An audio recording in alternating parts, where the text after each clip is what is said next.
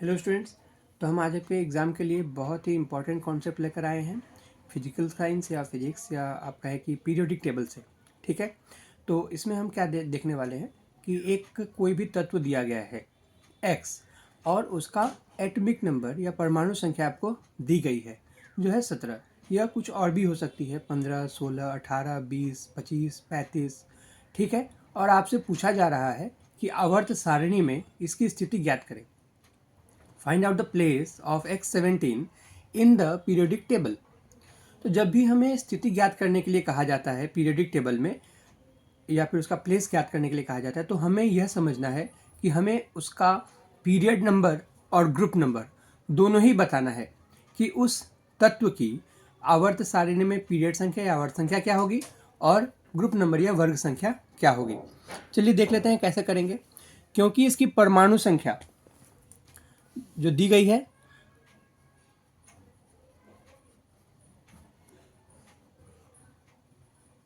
या फिर atomic number वो है 17। इसका मतलब इसका मतलब ये होता है कि प्रोटॉन की संख्या भी 17 होगी, नंबर ऑफ प्रोटॉन्स। ठीक है, नंबर ऑफ प्रोटॉन्स भी 17 होंगे और इसीलिए इलेक्ट्रॉन की संख्या भी 17 होगी। हम ये जानते हैं कि किसी तत्व में प्रोटॉन की संख्या और इलेक्ट्रॉन की संख्या बराबर होती है, समान होती है। यही कारण है कि कोई भी तत्व इलेक्ट्रिकली न्यूट्रल होता है, विद्युतीय रूप से उदासीन होता है। तो अब हमें इलेक्ट्रॉन की संख्या मिल गई। तो जब भी हमें किसी तत्व की आवर्त सारणी में स्थिति ज्ञात करनी है तो हम सबसे पहले उसकी इलेक्ट्रॉनिक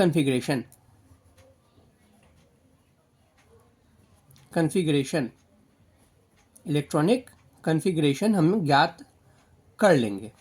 ठीक है, इलेक्ट्रिक कॉन्फ़िगरेशन ज्ञात करने के लिए आपको एक फॉर्मूला याद रखना होगा कि किसी भी कक्ष में जो अधिकतम इलेक्ट्रॉनों की संख्या हो सकती है वह होती है 2n²। ठीक है, जहाँ n कक्ष की संख्या है।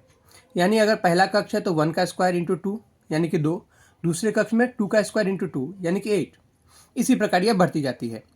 तो अगर हम इलेक्ट्रॉनिक कन्फिग्रेशन इस तत्व के लिए ज्ञात करने की कोशिश करें तो यह होगा पहले कक्ष में 2, दूसरे कक्ष में 8, 2 और 8 10। अभी भी हमारे पास 7 इलेक्ट्रॉन बचे हुए हैं तो अंतिम कक्ष में इलेक्ट्रॉनों की संख्या होगी 7। ठीक है, तो हमें दो चीज़ें बतानी है। आवर्त संख्या कि उस तत्व के लिए आवर्त संख्या क्या होगी, पीरियड नंबर या पीरियड किस पीरियड में वह होगा, और वर्ग संख्या कि वह किस वर्ग में स्थित होगा, ग्रुप। ठीक है, तो देखिए क्या होता है कि आवर्त संख्या क्या होती है, कक्षों की संख्या, नंबर ऑफ शेल्स या ऑर्बिट्स। उस तत्व में जितने भी कक्ष होंगे, नंबर ऑफ ऑर्बिट, जितने भी ऑर्बिट्स होंगे वही होता है उसके आवर्त संख्या या पीरियड नंबर। ठीक है, और वर्ग संख्या अंतिम कक्ष में इलेक्ट्रॉन की संख्या। इसे हम वैलेंसी भी कहते हैं, ये अगर आपको याद हो तो। किसी तत्व के अंतिम कक्ष में इलेक्ट्रॉनों की संख्या को वैलेंसी कहते हैं। हालांकि जब यह 4 से ज़्यादा होती है तो इसे हम 4 - 8 करके या इलेक्ट्रॉन की संख्या से -8 करके निकालते हैं। ठीक है, तो क्या होगा, number of electrons in last orbit.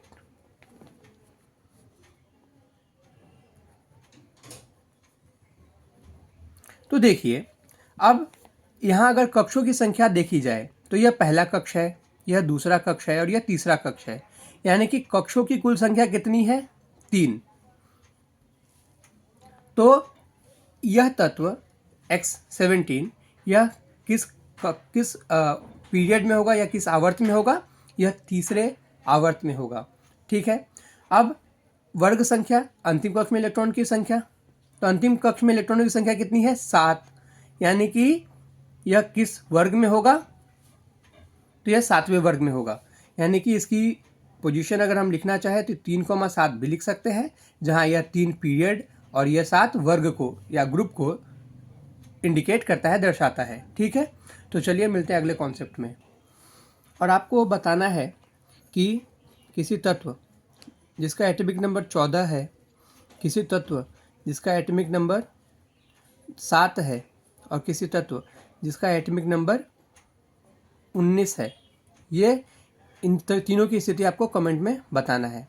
आप कमेंट में ज़रूर बताएं। चलिए देखते हैं दूसरा कॉन्सेप्ट। एक और कॉन्सेप्ट आज हम देख लेते हैं। वह कॉन्सेप्ट है कि अगर हमारे पास कोई तत्व हो, इसे हम y से डिनोट करें, और हमें उसकी परमाणु संख्या और द्रव्यमान संख्या, एटॉमिक नंबर और मास नंबर पता हो, तो अगर वह रेडियो एक्टिविटी या रेडियो सक्रियता, रेडियो धर्मिता गुण उसके अंदर हो, तो उसमें से अगर एक अल्फा, एक बीटा और एक गामा पार्टिकल निकल जाए, तो उसके बाद उसके एटॉमिक नंबर और मास नंबर पर क्या इफेक्ट पड़ेगा। ठीक है, चलिए लिख देते हैं इसको।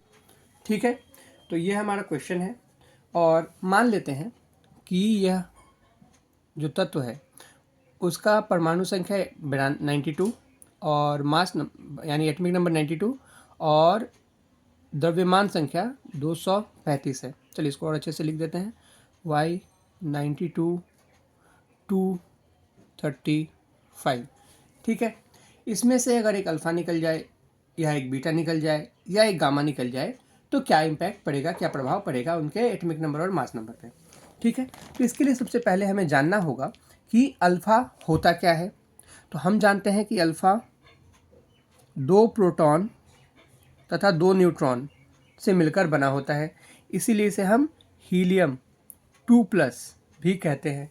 यानी हीलियम परमाणु जिसमें से 2 इलेक्ट्रॉन जिसने त्याग दिए हो। ठीक है, फिर हम देखें कि बीटा क्या होता है। तो बीटा क्या होता है, बीटा केवल एक इलेक्ट्रॉन होता है। हालांकि यह हम जानते हैं कि रेडियो एक्टिविटी एक नाभिकीय घटना है, radio activity is a nuclear phenomena. तो न्यूक्लियस में तो इलेक्ट्रॉन पाए नहीं जाते, तो फिर बीटा निकलता कैसे है। तो एक न्यूट्रॉन सबसे पहले एक प्रोटॉन और एक इलेक्ट्रॉन में टूट जाता है। अब यह इलेक्ट्रॉन ही बीटा के रूप में, यही बीटा के रूप में नाभिक से बाहर निकल जाता है। इससे प्रभाव यह पड़ता है कि मास नंबर, क्योंकि न्यूट्रॉन मतलब होता है मास नंबर, क्योंकि हम जानते हैं कि किसी तत्व के एक परमाणु की मास नंबर या द्रव्यमान संख्या होती क्या है, प्रोटॉन तथा न्यूट्रॉन की संख्या का योग। तो यहाँ पर एक न्यूट्रॉन टूटकर एक प्रोटॉन में बदल जाता है और एक इलेक्ट्रॉन उसमें से बाहर निकल जाता है। यानी कि मास नंबर में से एक न्यूट्रॉन तो कम हो गया, लेकिन एक प्रोटॉन बढ़ गया। यानी कि मास नंबर पे कोई इफेक्ट नहीं पड़ता। जबकि जो एटॉमिक नंबर होता है, एटॉमिक नंबर प्रोटॉन की संख्या 1 बढ़ जाती है। इसे अगर हम ए से डिनोट करें तो A+1 हो जाता है। ठीक है, तो चलिए देख लेते हैं। तो जब अल्फा निकलता है तो क्या होता है, एटॉमिक नंबर 2 कम हो जाता है और मास नंबर 2 और 2 मिलाकर कुल 4 कम हो जाता है। इसको एक बार हम लिख लें, उसके बाद हम आगे बढ़ेंगे। ठीक है, तो अल्फा निकलने पर क्या होगा, अल्फा के निकलने पर क्या होगा,